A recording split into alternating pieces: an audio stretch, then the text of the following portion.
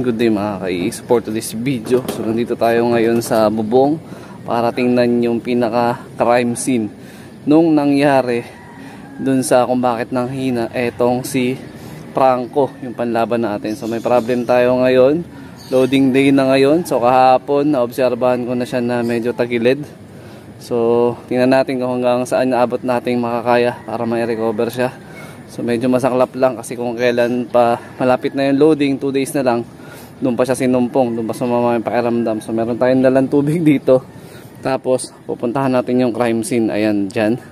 So naglagay na ako ng walis tingting para i-double check yung alulod.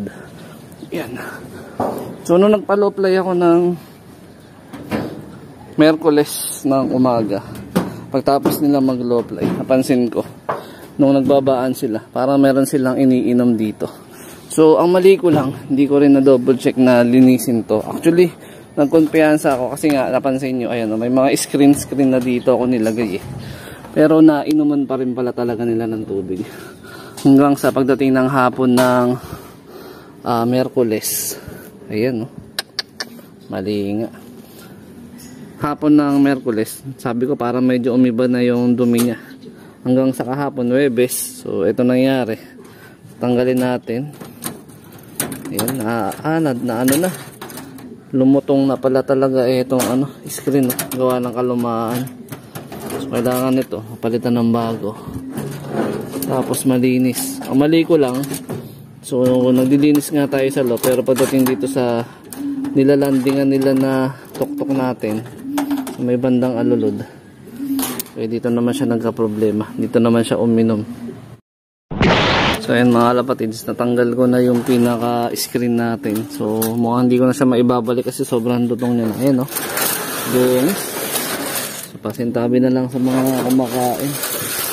So ito yung pinakamaling napabayaan ko. Ayan. So hindi naman nagpupunta ng ibang mga bubong yung mga ibon. So dito lang naman sila. So nangyari, dito rin nila nakuha yung sakit.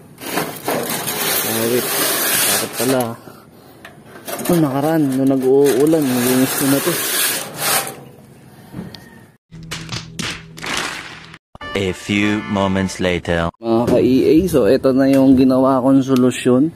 So hindi ko na na-recover itong screen na dating nakalagay kasi sobrang lutong na. Konting hawak mo lang, napipilas na. So buti na lang meron tayo dito na paring ba tawag dito. Yung sobra to nung nagpakisame ako nung nakaraan. So ito na lang muna ginawa kong pantakip for the meantime. So hindi naman na siguro nila kayang iangat yan, mabigat din naman yan. So pinaka-concern lang natin, hindi nila mapasok yung pinaka-uwang para uminom ng tubig. Ayan, wag lang tong titiyaya kasi pag tumiyaya maiipunan din to ng tubig. So ibang mga meshware na luma, ayan, didinisin ko na lang. Ito naran din, itcha ko na to sa baba.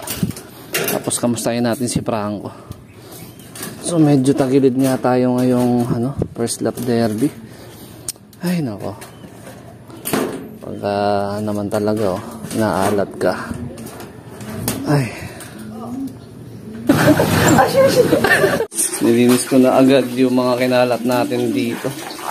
Tapos hinaan ko lang to kasi maglilinis na ako ng pliers loop eh. Yan yung gamit natin pang linis ng pliers loop. So makikita nyo yung kondisyon ng ating ibon na si Franco. Ayan siya, nakabalik na siya dito sa pliers loop kaninang madaling araw. Nagising ako around 2:00 ng madaling araw para i-monitor yung droppings niya. So kahapon ng umaga nilipat ko siya dito. Hanggang kanina madaling araw siya ng 2:00 nandito. So dinoble check ko yung droppings niya, tagilid talaga. Ayan, may mga bakas-bakas pa. May mga buong portion pero may part pa rin talaga na nagwe-wet drop siya. Pero dapat ma-obserbahan natin na kumain siya ngayong maghapon. Kasi mamayang gabi na nga ang pinaka-loading natin. Ayan siya. Tama po ba yun? Ito yung kondisyon ng panlaban ko mamayang gabi. Tagilid talaga. Ayan. Good luck na lang talaga. Pero kung makikita niyo itsura niya, parang kondisyon pa siya. Pero base sa droppings, ayan, pasintabi na lang sa mga kain. Ayan, ang layo ng droppings niya versus dito sa iba natin mga panlaro. Ayan, o. Mga droppings sa iba natin panlaro. Yan. So nung nakaraan, ganito rin yung droppings niya. Bago yung sumapit yung Merkules ng hapon.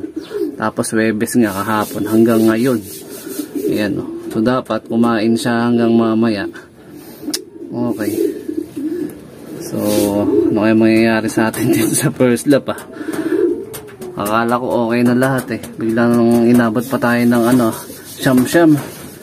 Mas naghabol tuloy tayo ng pagkukondisyon. Pero kung mahihipo nyo pa yung katawan niya mga kalapatids, goods pa. Kumbaga bulto pa. May talaga yung naging sitwasyon niya. So yun nga yung pag-inom niya ng na-stack na tubig dyan sa alulod. Yun yung nakita ko sa kanya. Ayun. So may survive niya lang tong first lap na to pag uwi niya ng linggo. Sana mag-lock pa. Pagdating ng second lap, maging maganda na yung kalagayan niya. 205 kilometers din ata o 204 kilometers din yung pabalik dito. So mamayang gabi na yung kargahan dyan sa may gaya-gaya sa may kubo. Ayan, sa utangan nila Madam Teresa at ni Sir Junboy Kabahog. Ayan, so maraming salamat nga pala dun sa mga nagbigay ng advice, tips no, dun sa ating Facebook page. Ayan, shoutout din kay Clyde Bautista tsaka sa iba pa natin mga tropa. Ayan. So, tingin nyo, kakayanin ba ni Prangko na makauwi sa first lap? Ayan, pag kinarga natin siya mamayang gabi sa BBCM. Ayan o. 75 years later. So, yun mga kalapatids, malinis na yung flyers lap natin. Ayan, so wala na si Prangko doon. Sinubukan ko rin siya napawalan. Romonda naman makisig naman lumipad. Ayan, nawala na dito. Kasama niya yung mga iba nating mga warriors. Ayan o. Ito ata si Prangko. Ayan o, siya nga o. O, alipad pa rin.